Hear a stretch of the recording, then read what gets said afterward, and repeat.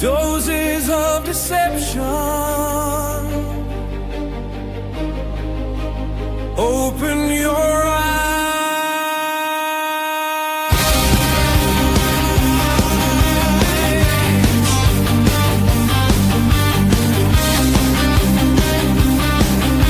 You can't handle the truth. Pills on the table, scripts in their hand, money for the making, any way they can. Decades in the trenches, her wounds run deep, lifting the veil on the secrets they keep. They sold us comfort, they sold us lies, but the matrix cracks when we open our eyes. Doses of deception, silence our choice. She's restoring our freedom with a soothing voice. Medicine needs the matrix, no compromise. Doses of deception, open your eyes. They knew about this and the antidote was already available. That's what Operation Warp Speed was. And Big Pharma came in and warped it.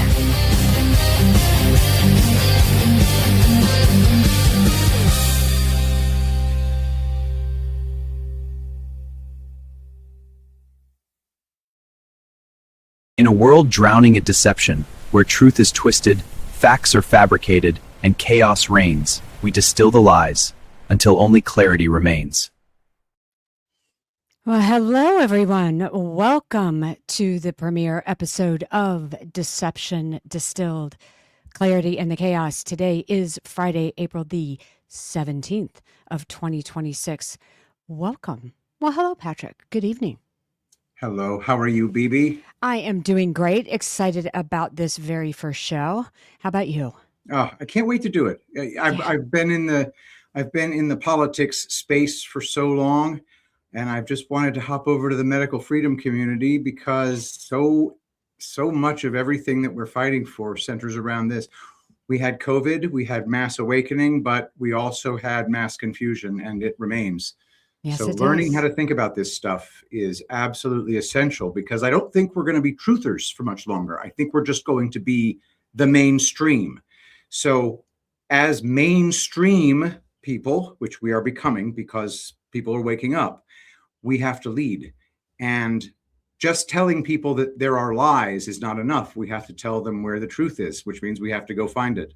Yeah. And we're getting closer and closer, I think, day by day. So this is a great opportunity for me. So thank you for having me. Yes. So each week, you guys, Patrick and I are going to be bringing you concise coverage of the health headlines and narratives of the week. We're going to cut through, hopefully, the noise and the chaos so you can stay informed on the health front. Because so often what we're seeing is that it's obscured by a fog of information overload that we're all kind of feeling. So you ready to jump in? Let's I'm ready. jump on in. All Absolutely. righty. So this first story that we're going to hit yesterday actually kicked off a whirlwind of hearings where RFK is defending the fiscal year 2027 budget proposal and all of the MAHA priorities. So he was testifying yesterday before the Ways and Means Committee and the House Appropriations Committee. He opened declaring that HHS is, quote, ending the era of federal policies that fueled the chronic disease epidemic and replacing them with policies that put the health of Americans first. He emphasized shifting toward prevention, reforming dietary guidelines, cracking down on waste, fraud, and abuse, and we're seeing that everywhere, and then drug price negotiations, and finally addressing the nation's, get this, $5.3 trillion healthcare spend amid rising chronic disease. The budget for HHS, Patrick, is bigger than the defense budget. I didn't know that. I didn't know that either. Like, holy moly. And then we're seeing all this fraud. I mean, that's gotta piss every single American who just paid their taxes off, right? I would think so, yes. So he was defending that the proposed budget that they've put out has roughly 12% cuts, and that is equating to approximately $16 billion reduction. And he's defending it as necessary to improve efficiency and then focus on the priorities that they have. He was Wait, largely praised. 12%, Uh-huh. 12% cut, meaning $16 billion in reduction. Correct. But that would only put the budget at around 170 billion, right? He said currently it's 5.3 trillion, Okay. and he's cutting it by 16 billion. Well, 12% of 5.3 trillion is something like 560 billion. Huh.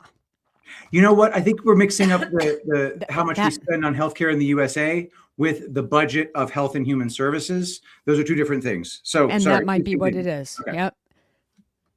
Excuse me. So Republicans were actually largely praising him, particularly for his progress on nutrition and prevention over treatment. Democrats, oh boy, they were pressing because, and sometimes hysterically, on the budget cuts because, you might mess with impact to programs, like all the fraudulent ones that we're seeing. Mm-hmm. And they also were pushing way back on his vaccine policy. But I do have one video for you guys to just give you an idea of how hysterical the Democrats were. Here you go. If I were the head of HHS, I would, by God, say, don't take raw milk. It is dangerous to your health. And if you can't say that, well, maybe there's some other conclusions that can be drawn. Thank you, Mr. Chairman. Ms. Letlow. I know that I want to take my health advice from somebody who looks like that. Yeah. I mean, he's there talking about the HHS budget, and this lunatic is going off about raw milk that had absolutely nothing to do with what he was talking about. It's just insane. It is insane. When I first started drinking raw milk, I had some benefits immediately. Me too. Because, they're not messing with it as much.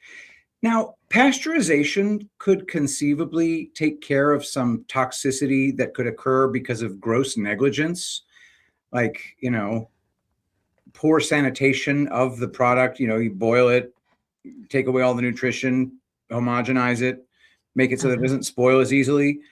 Those can have benefits at scale, but the health damages that take place at scale as well are there as well. So just get clean raw milk and you solve the problem.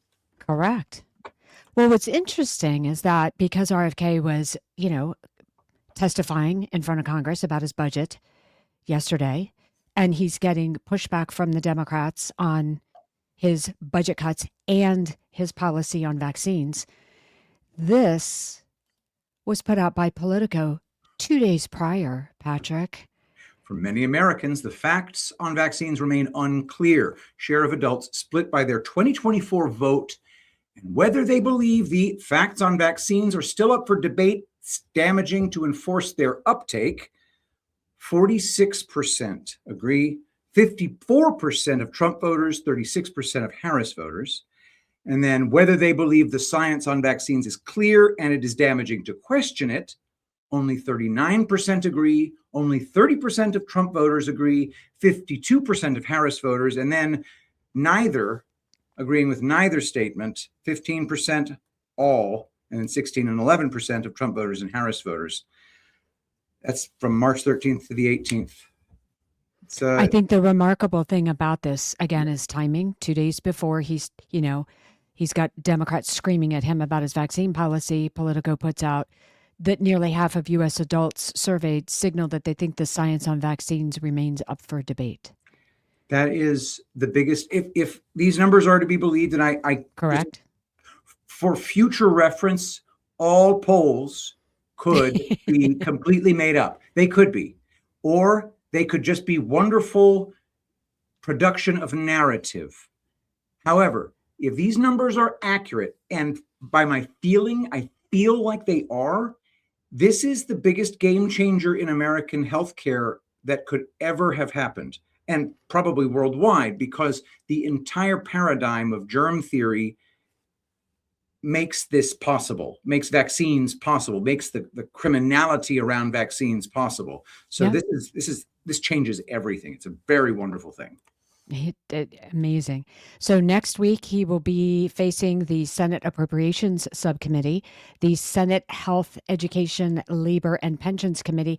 That's that HELP committee that pushes through the confirmations, and then the Senate Finance Committee. Yeah. All right. So we're going to move on to peptides now. This is from RFK. You want to read that, Patrick? Certainly. Secretary Kennedy on Twitter. Today, we took long overdue action to restore science, accountability, and the rule of law. In September 2023, the Biden FDA pushed a number of peptides into Category 2, bulk drug substances that raise significant safety risks, driving a dangerous black market that puts Americans at risk. Now, after nominators withdrew 12 peptides, the FDA will remove them from Category 2 and will bring them to PCAC at its next two meetings beginning in July, where independent experts will rigorously evaluate each substance on its scientific merits using full clinical, pharmacological, and safety evidence. And just to give a few, there's a bunch of these peptides, so I'll skip over the long list. This action begins to restore regulated access and will immediately begin shifting demand away from the black market. We will follow the science, enforce the law, and deliver the clarity patients, providers, and pharmacies deserve. So under Biden, the FDA placed those 12 peptides, and I'll put them back up there so you guys can see the names. They placed those 12 peptides in Category 2, which means the FDA saw potential safety risks. So licensed compounding pharmacies, and those are the specialized pharmacies that mix custom medications, they were banned from making them. So that restriction pushed many people to buy them from unregulated sources where quality isn't controlled. So now what has happened, the FDA is removing those 12 peptides from that restricted Category 2 back to Category 1, which means basically they're okay for now while we review.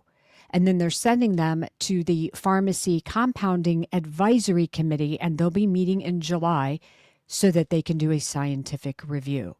We've got a video from RFK from yesterday about the peptides. Let's take a look. If I could ask you about peptides. A lot of attention with peptides. We know that about 3 years ago, the FDA removed 19 peptides from the list that compounding pharmacies could routinely make, and that limited access. Can I get your general opinion on peptides and your agency, your department's plans, if there are any, for maybe mainstreaming peptides? Well, we returned 12 of those peptides yesterday. The class to the Category 1 categories so that formulators will now be able to formulate them. Peptides are like supplements. The FDA has authority to require pre-licensing safety studies, pre-marketing safety studies. In any drug that claims a specific indication and that's mass marketed. If you don't make those claims, if you're not mass marketed, then FDA does not require that. So like supplements are not regulated in that way by FDA. Peptides are not supposed to be regulated. It's been upheld again and again by the courts. The Biden administration improperly moved them to Category 3 without any evidence of safety. The only justification they have is if there's a safety concern, and there was no science that indicated a safety concern, so it was improper. We have now remediated that by moving them back. Thank you very much, Mr. Secretary, and I'll yield back, Mr. Chairman. I think it's really interesting that what he said about they should be viewed the same way we view supplements. That's kind of a big deal. Yeah. These peptides are a game changer. Now, I don't know that much about the ones on that list, but I mean, the peptides that people are using to produce GLP-1 hormone in their bodies is saving fat people from dying. So some of this stuff absolutely has to be looked at with great care, and it should be recovering libertarian here, but these things need to be regulated. You have to inspect anything you inject into your body has to be inspected and treated with the utmost care, because the tiniest impurity in that, and it can make you really sick when you inject it. So we do need those things regulated, and we need people to buy them from reputable sources and not China. Absolutely. Well, for those of you who aren't familiar with peptides, I have a short little video to just give you an overview. I will be covering this on the Tuesday Doses show in a greater detail, but let's take a look at Gary Breck explaining peptides. Peptides might sound like the future of health, but they are already here. Here's how they work to heal your body. Peptides are sequences of amino acids. And why is that important? Because your body recognizes these. It can break them down. They're called metabolites, and it can get rid of the waste. When we put chemicals, synthetics, and pharmaceuticals into our body, there's no natural way for our body to break them down and get rid of them. So talk to your doctor about peptides and how a peptide might help you improve your gut health, improve the tone, texture of your skin, reduce fine lines and wrinkles, possibly restore your hair, raise your natural growth hormone levels, balance your hormones, and even reduce anxiety. Peptides are the safest wave of the future when done by a proper licensed physician. These things can change your life, guys, and they do not have the side effects that many of the chemicals we use in our daily life do. Okay. Did he say possibly restore my hair? Yeah, I thought you might grab onto that one. This one applies to me. Yeah. If I'm not mistaken, cobra venom is a peptide. So I think that it's probably important to divvy these things up. Any highly bioactive material can be dangerous. Correct.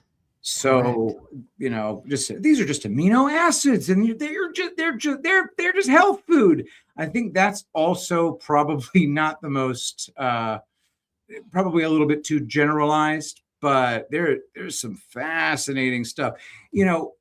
Just to go to the snake venom thing. In pharmacology and in ancient medicine, really, snake venom is one of the most bioactive things in all of nature, and in snake venom doses will kill you, but in other doses can be useful. Very dose dependent. Yeah. Yeah, exactly. So many things are extremely dose dependent, which of course I'll be getting to at the end of the show. But I'll take a snake venom if it grows my hair. Yeah. So cutting through all the noise about the peptides, this moving them from one category to the other, potentially gives Americans more healing tools. And these peptides can help with inflammation, recovery, healing, which all align with the whole MAHA focus on fixing the root causes instead of managing symptoms with expensive prescription drugs. So this is a shift in direction. It requires some oversight, as we've already pointed out, but the shift in direction is monumental. Oh yeah, Monumental. So it's a shift in philosophy, because so the way I look at it is Synthroid. Let's just talk about Synthroid for a second. So woman gets older, and the doctor takes her blood, and he finds out, oh my gosh, your thyroid is low. We need to give you more thyroid. The new philosophy would say, okay, what is it that the body is doing right now? Why is the body choosing to produce less thyroid? What are the conditions that caused that? Correct. Can we bring that back into balance so that the thyroid will come back into balance on its own? And Dr. Tom Cowan, for example, I noticed that some of my patients have lower bone density, and it might be nutrition related, But if you lower the amount of thyroid you're producing, guess what happens? You get fat.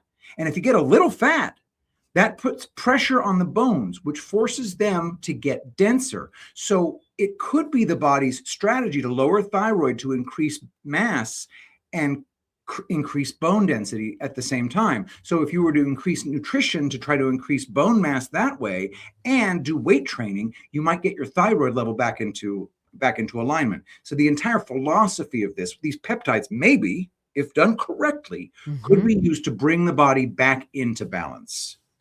Exactly. Not just throw pharmaceuticals at it to manage your symptoms while you continue to stay sick and progress. All right. So now we're going to move into microplastics. Here's a video from RFK yesterday talking about microplastics. Secretary Kennedy, could you expand on the agency's efforts to further address microplastics and PFAS contaminants in our food and water supply, and how these actions will impact overall health and fighting the chronic disease epidemic? We're putting $140 million into the STOMP program at ARPA-H to track, right now, the average American has a teaspoonful of microplastics in his brain. Almost 1% of brain volume is now microplastics. That couldn't be a good thing. We know very little about the pathways by which it goes into the brain. There are hundreds of components in microplastics, hundreds of different kinds. Some of them may be benign. Other ones we know are hideously toxic. We are going to identify those. We're going to trace the pathways so that we can better regulate them. The other thing that we're doing is moving them to the MCL, to the maximum contaminant list in the Safe Drinking Water Act, so that we can now start regulating, establish maximum contaminant levels for both PFAS and microplastics, and start regulating them effectively in drinking water. I want to add this, that the amount in our brains has doubled over the past 5 years. So this is rising exponentially, and it is an existential crisis. Existential crisis. $140 million they're sending to a new program called STOMP, and that stands for Systemic Targeting of Microplastics. And the other thing we'll talk about in a second is the PFAS. But what are microplastics? They're tiny fragments or particles of plastic, visible under a microscope, but not often visible to the naked eye. We are exposed to these through contaminated food and our drinking water, and by breathing in airborne particles, because again, they're microscopic. Once inside our bodies, microplastics cross the gut lining and disturb that gut lining, and they also cross the blood-brain barrier, which is why he was talking about plastics in the brain. Microplastics often carry or release endocrine-disrupting chemicals, and they are linked to infertility, neurodegeneration, and cancers. In that clip, RFK also mentioned PFAS in our drinking water, and these are a large group of synthetic forever chemicals, and they're called forever chemicals because they resist breaking down in the environment and in our bodies. These things are used in nonstick cookware, food packaging, things like stain repellent fabrics, because they repel oil, water, and heat. PFAS are in our drinking water, and they also accumulate in our bodies, and they're associated with fertility issues, immune suppression. You just mentioned thyroid. They suppress thyroid function, suppress the pancreas, and can create diabetes. And they're also associated with cancer. So what they're looking to try to do, particularly with the STOMP program, is establish, because they don't have enough data, establish how much are we being exposed to, what is safe, what isn't, which ones are harmful, which ones aren't, and then establish safe levels in our drinking water along with PFAS, because neither one of those have ever been looked at in our drinking water. The fact that they haven't been looked at is the alarming part. Yeah. But it's also important to note the fact that they haven't been looked at means we don't know for sure how bad they are. So right. I don't like to start off assuming, okay, this is the worst thing ever. I've also taken a quick look at some of the back of the napkin math on that teaspoon in the brain stuff, and that is a wild shorthand approximation based upon one study. Right. So I think that he's probably exaggerating a little bit there as well. One thing I do think I can feel pretty confident about is the fact that I don't want those microplastics in my body. Yeah. And there's no way to keep them all out. So how do I keep the doses low? Right. And I think we're hopefully moving in the right direction on that because Well, one of the things that I had when I looked into this a lot deeper last week on my show, and one of the things that the researchers did from ARPA-H did come out and say is that because we have incomplete data, even the numbers that we're able to give you, like a teaspoon worth in the brain, those numbers we can't really even trust because we have no real way of measuring it. Yeah. So that's part of what they're trying to do. Yeah. Yeah. Very difficult to study things in the human body because we're busy using these things. And how are you supposed to study it in my body without cutting me open and looking at me? And then what do you know? I'm dead. Right. They're all done on autopsy, particularly the brain. Yeah. It's autopsy. So they're studying not the real thing because it's no longer a human life when they're dead. So you already have the observer's paradox coming into play almost every single time. Life science is a sticky, tricky, very hard thing to do. And I admire the people who do it well. But it also means there's a lot of people who do it very badly. Yeah. We're going to take a little intermission and have Patrick talk to us about Mother's Day. My friends at tulipblooms.shop, that's tulipblooms.shop, promo code DOSES, you can build Mom's Basket. On the website, just go up to the top and click on Mother's Day Special, and you can build Mom's Basket.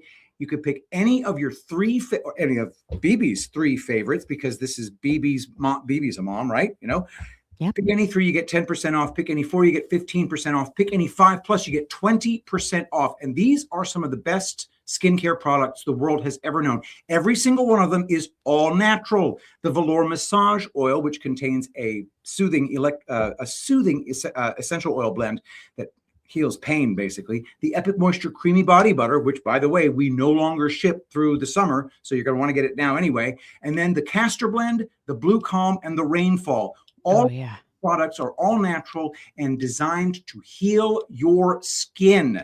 It's a Mother's Day special. The savings are amazing. Build your own Mother's Day basket. Buy it for your mother. Do it at tulipblooms.shop. And don't forget to use promo code DOSES for 10% off. And when you do that, a significant portion of that order goes directly into an account that pays the bills around here at Doses of Deception. So, tulipblooms.shop. Build your Mother's Day basket. Promo code DOSES. Thank you so much for that, Patrick. And I love Ashley put that BB's favorites together. I love that. Love that. Because I have been using all kinds of different products. And she said, which ones are you liking best? And I said, oh, I like this one. And I like this one. And I was really surprised how much I love the Morning Dew. I am really loving that. It's just a great way to just wake up your face. I love it. Niacinamide and hyaluronic acid. I love it. I love it. I am so glad I use it too. We're going to move on to this segment on the CDC director. Patrick?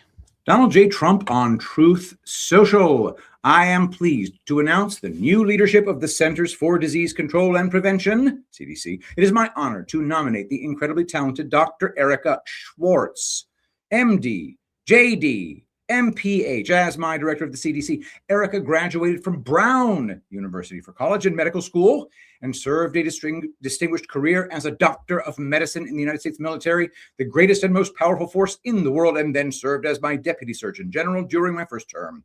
She is a star. I am also pleased to announce the appointment of Sean Slovensky as the CDC Deputy Director and Chief Operating Officer, Dr. Jennifer Schufert, MD, MPH, as the CDC Deputy Director and Chief Medical Officer, and Dr. Sarah Brenner, MD, MPH, as Senior Counselor for Public Health to Secretary Robert F. Kennedy Jr. These highly respected doctors of medicine have the knowledge, experience, and top degrees to restore the gold standard of science at the CDC, which was an absolute disaster, focused on mandates under Sleepy Joe. Together, they will do a tremendous job leading the CDC as we continue to make America healthy and great again. President Donald J. Trump. Thank you. And then RFK posted. Thank you, President Trump, for nominating Dr. Erica Schwartz to serve as CDC director. I congratulate Dr. Schwartz and the new CDC leadership team. I look forward to working together to restore trust, accountability, and scientific integrity at the CDC so we can return it to its core mission and make America healthy again. Yeah. So that set off a whole narrative of controversy surrounding that nomination. Yesterday, during his testimony, RFK was talking about entrenched interests and defenders of a failing status quo. Let's just hear what he has to say about that. As my uncle, President John F. Kennedy, said, progress is a nice word, but change is its motivator, and change has its enemies. We see those forces clearly: entrenched interests, defenders of a failing status quo, and institutions that put profits ahead of the American people. That resistance underscores the urgency of this moment. We can reverse the chronic disease, improve public health, and lower costs. I stand ready to work with this committee and Congress to seize this opportunity, to implement and codify lasting generational reform in American health care. For our country, for our children, and for the health of the American people, together we can make America healthy again. Thank you very much. Now, I played that video to highlight the fact that he's talking about entrenched interests who are defending the status quo, right? Mm-hmm. So I don't know that he's going to be getting behind someone who isn't going to be on board. And before we go into the pros and the cons about this CDC director position, I think it's important that we have the background information. People who watch the show Doses of Deception are all over this because we've talked about it numerous times. But when RFK came into office as Secretary of HHS, one of the first things that he did was he went to the ACIP committee, and that's the Advisory Committee on Immunization Practice. And that is a committee that hears from the vaccine manufacturers and then makes recommendations to the CDC based on the data presented on vaccines. Mm-hmm. The CDC director is the one who then decides whether or not they're going to follow the advice from the committee or not. So the final say falls on that CDC director. So it's an important position to be in. When RFK came in, he fired all 17 of the ACIP committee members because they were all compromised and taking funding from the vaccine manufacturers they were charged with oversight. So they're compromised. They had issues with conflicts of interest. He reseats the committee. The committee meets a couple of times. The most controversial one was back in December when they made recommendations to the CDC to change the childhood vaccine schedule. And what they recommended was that, hey, that hepatitis B vaccination doesn't need to happen in the first 24 hours. It can happen later with a decision made between parents and a doctor. And, you know, those COVID-19 vaccines, we don't need to be mandating those to healthy children and pregnant women. You can have a conversation with your doctor about that. And so the CDC director, acting director at the time, signed off on that, which changed the childhood vaccination schedule. The American Academy of Pediatrics, that is primarily funded by vaccine manufacturers, then filed a lawsuit. That lawsuit was in Massachusetts. The ACIP committee was supposed to meet March 18th and 19th while we were at Threadfest, Patrick. On 2 days prior, March 16th, a judge in Massachusetts ruled and placed an injunction in that case against HHS and essentially disbanded the entire new committee that RFK had seated and undermined and reversed every vote they had taken and the change that the CDC made to the vaccination schedule. So that set off a firestorm because everybody on the Maha Freedom Movement, their hair was on fire, saying that RFK was compromised. He wasn't fighting back. What's going on with ACIP? What's going on with RFK? And I sat back and then reported that, hold up, wait a minute.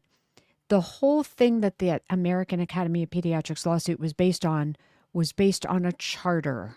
These advisory committees have charters that guide their practice.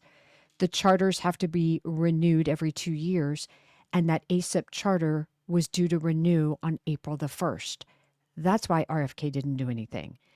They rewrote the charter and basically expanded who could sit on the committee, expand what the committee's role is and what they're charged with, because the charter is written by the HHS secretary. So the entire basis for the American Academy of Pediatrics lawsuit is now null and void. It's based on an old charter that has now been replaced, and we now are waiting for a new ACIP committee to be seated. So I say all of that to say that a new CDC director will be coming in and will be the one who is going to say yay or nay on any recommendations regarding vaccines coming from a new ACIP committee based on a new ACIP charter. So this is a really, really important position, and one that I don't think Trump and RFK are doing lightly. But we'll go ahead and walk through the pros and the cons. All right, the pros. Dr. Erica Schwartz, and I'll go back and put her up so you guys can see her. Dr. Erica Schwartz has decades in uniformed public health service. She was actually the Coast Guard Chief Medical Officer, and she presents to the Senate committees that are going to be hearing her and holding confirmation hearings. She presents as credible after all of this interim and chaotic leadership that we've had at the CDC. So there's all the pros. And she also served under Trump's first term. She was the deputy Surgeon General, and he called her a star.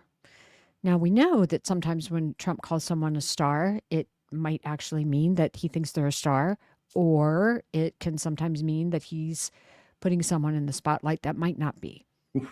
We have to wait. We have to wait and see. We have to wait and see on that. One of the other things that I did find in researching her is that she was very pro-mandate during COVID. So that's going to be an interesting thing. Now, the cons, she's publicly viewed as a vaccine supporter. And when she left government service, she held roles at United Healthcare. So the Maha voices are arguing that she represents establishment medicine and potentially undermines all of the efforts to reform. So essentially, that narrative exploded because some view the nomination as a pivot of the Trump administration away from aggressive vaccine skepticism ahead of the midterms. And all the while, we just reported, you've got that Politico thing that we just read, where while the public's vaccine skepticism is increasing. So it's kind of interesting. Her Senate confirmation will happen via that Health, Education, Labor, and Pensions Committee, the HELP Committee, and is probably going to be highlighting those two divides that I just laid out for you guys. The pro-reform folks are going to be grilling her on what her position was during COVID with the military, and then her post-government industry ties, while the supporters are going to be emphasizing that she's actually, someone who's qualified. The bottom line, I think, on this one is we're going to have to watch the confirmation hearings closely, because this nomination is going to test whether or not the Trump administration can actually reconcile the institutional expertise that they need in order to get a confirmation through the Senate hearings with all of the demands for reform. I mean, they're threading a needle, Patrick. Oh, certainly. Think about the fact that we still have at least half the population convinced that vaccines are essential to human health. There's no quick way out of that. You can't just go full vaccine truther on a population of hundreds of millions of people. They will freak out. So one thing that's essential is that we don't have mandates anymore. You can't have a mandate anymore. The mandates are dead. So that's good. But you also can't take away these people's security blanket vaccines or they'll freak out. So, in a population this large, you have to do these things very slowly. I think this has been a very reasonable path forward. Like RFK Jr. has been confronted by people like me with, listen, bro, you don't even have any way of proving that these friggin' viruses exist. Yeah. And he responds with, that's above my pay grade. I'm not talking about that. Okay, fair enough. If that's going to be how it goes, then that's how it goes. I don't feel like beating this dude up when he's basically trying to herd 320 million cats. That's how I feel about it. He is. And trying to make reform possible in an entrenched, big pharma controlled atmosphere all the way across the board. It's just, it's threading a needle. And how this gets navigated. I mean, I've laid awake at night thinking about, like, if I were in that position, what would I do with my limited knowledge, right? And I have no idea. So I can't sit here and armchair or quarterback how it is they're going to navigate and thread this needle, but I certainly can stand by and watch and observe and keep you guys informed about it, because what the answer is, I don't know. But I think that they're doing their best to try to meet those reforms that they promised in that Maha report. So we just have to wait and see. Yep, exactly. Alrighty, so you guys, for our final segment this evening, and we will be doing this every week here on Deception Distilled, we have the Tox Report. Ah, yes, the Tox Report. This will be featuring Patrick Gunnels every week. What do you have for us this week, Patrick? Today, I am going to talk about a boogeyman that has got people worried. It's called glyphosate. And I have shared a little slide deck. If you want to. Here we go. Yeah, there it is. Glyphosate. Why you should watch this PowerPoint.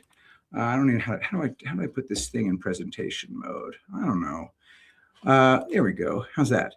There we go. There you go. All right. So, guys, we've had a lot of talk about glyphosate. It is, well, what is it? It's on our food.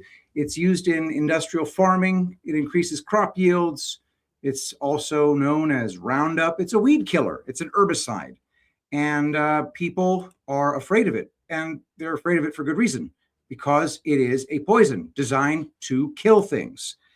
There is absolutely no question at all that when you use weed killer on your food, there are drawbacks to it. So let's talk about those drawbacks. Let's talk about, why you might not want to have this in your system, but also why you don't need to panic about it. So let's talk about first what glyphosate is. It's a small molecule herbicide. The primary target is something called the shikimate pathway. I think that is just the narrative that we're given. I don't see any real proof of the existence of a shikimate pathway, but I'm willing to be corrected on that in the future.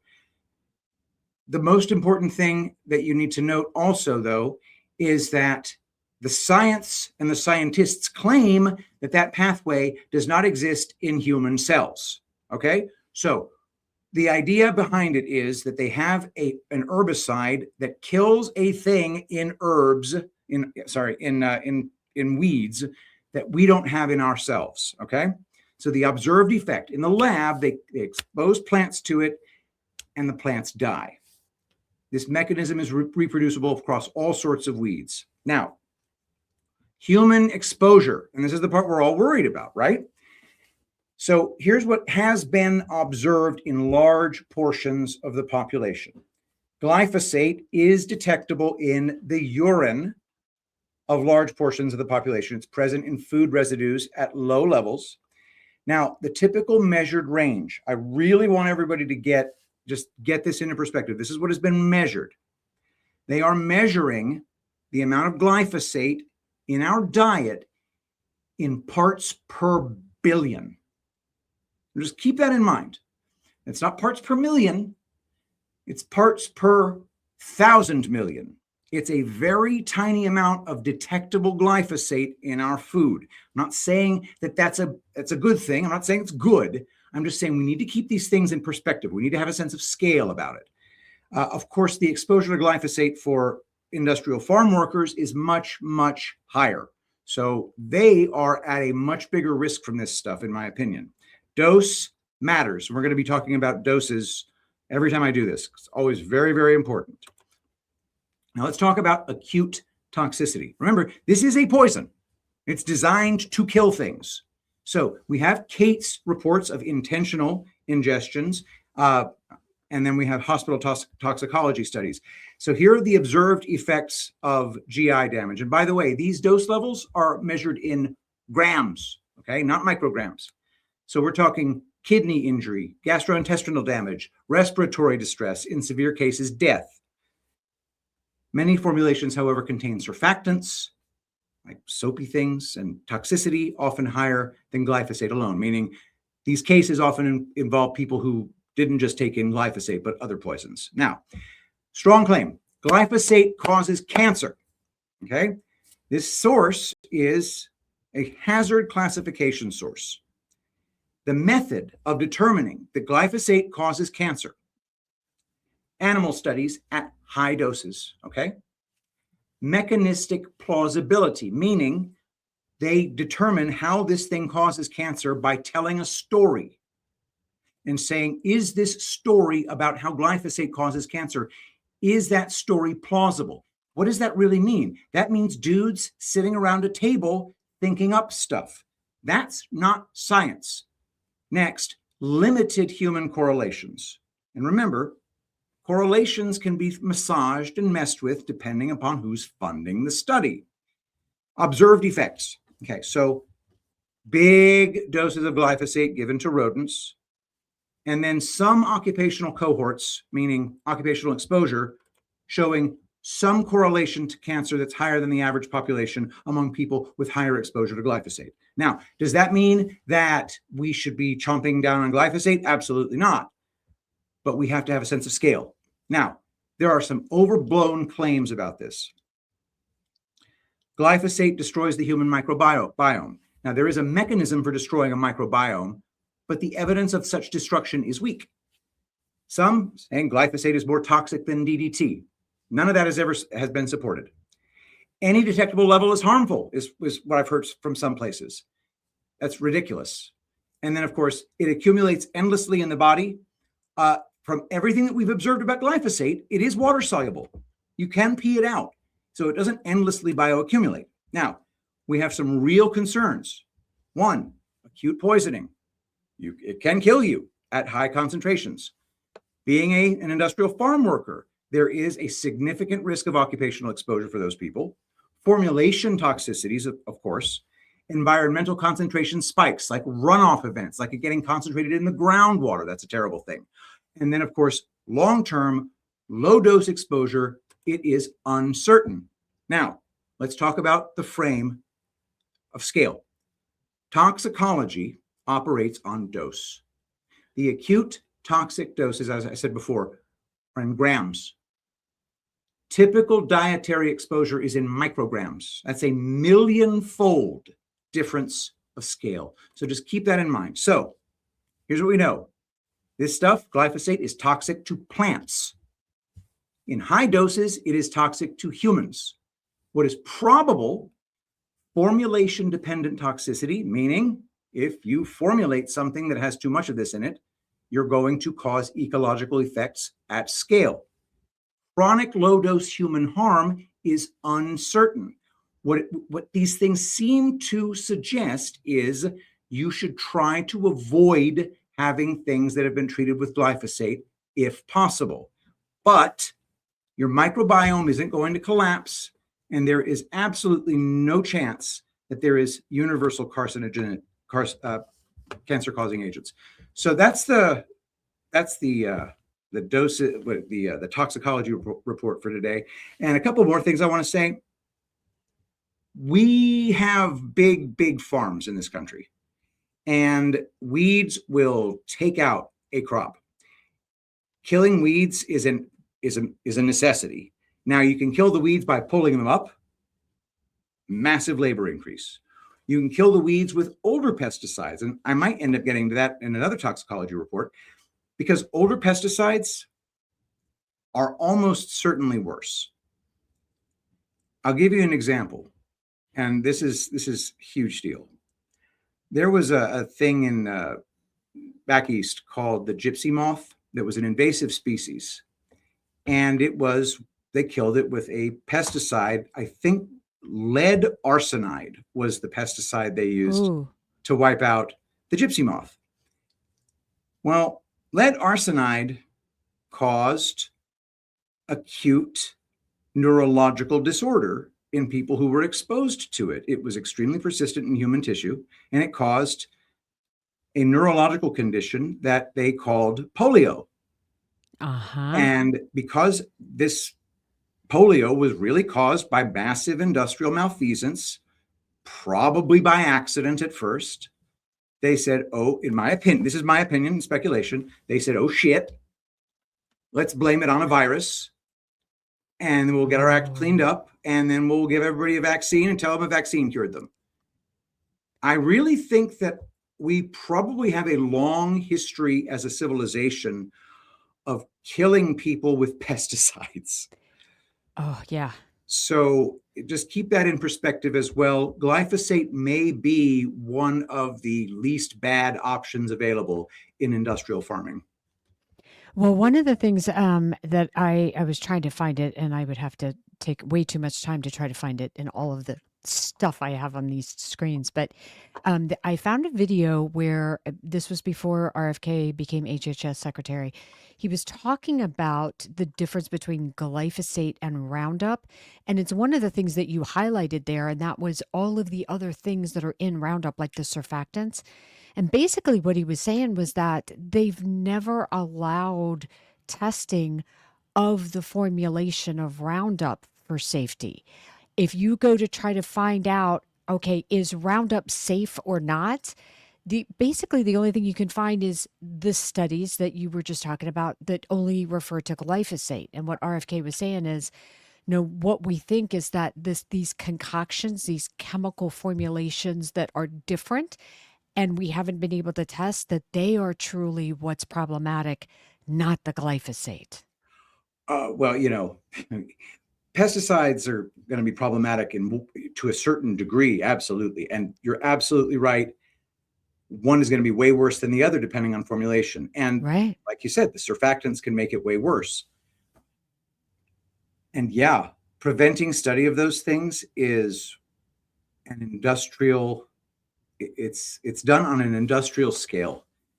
If you are in this crazy world of industrial espionage and business wars, you can say, okay, I've got this pesticide here that's probably killing a few people each year. I need it not to be studied. Okay, that horse is out of the barn. It's getting studied. So here's what you do instead. You say, okay, I'm going to make sure to commission the study myself, and I'm going to make the method stupid.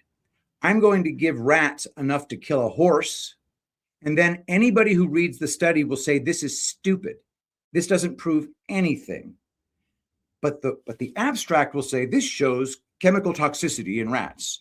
And so people will look at the abstract and say, this is bad for you. But somebody who reads the whole study will say, this doesn't show anything. They gave the rats ridiculously toxic doses. This shows nothing.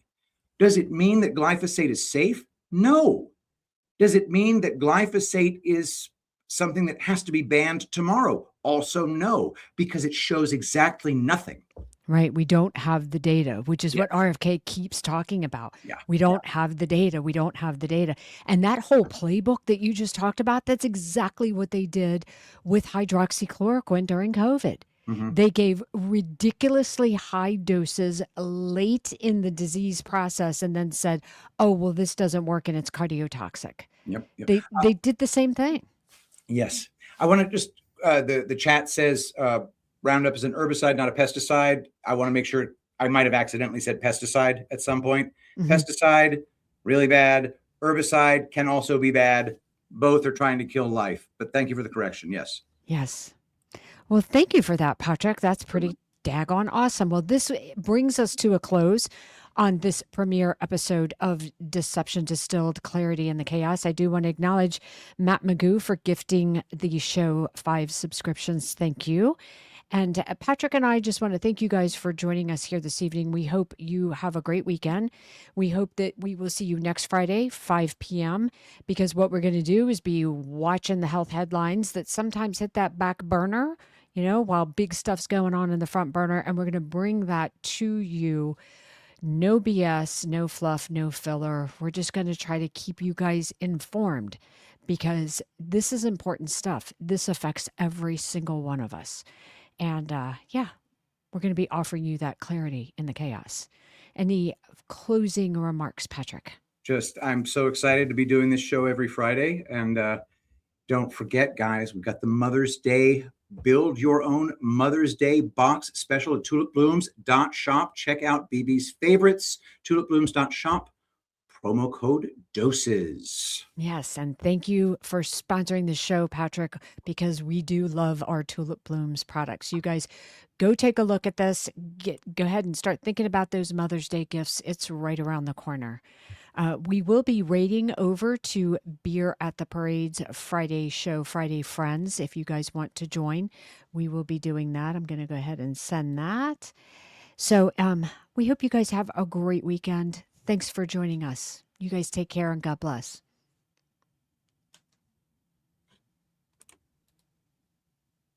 Pills on the table, scripts in the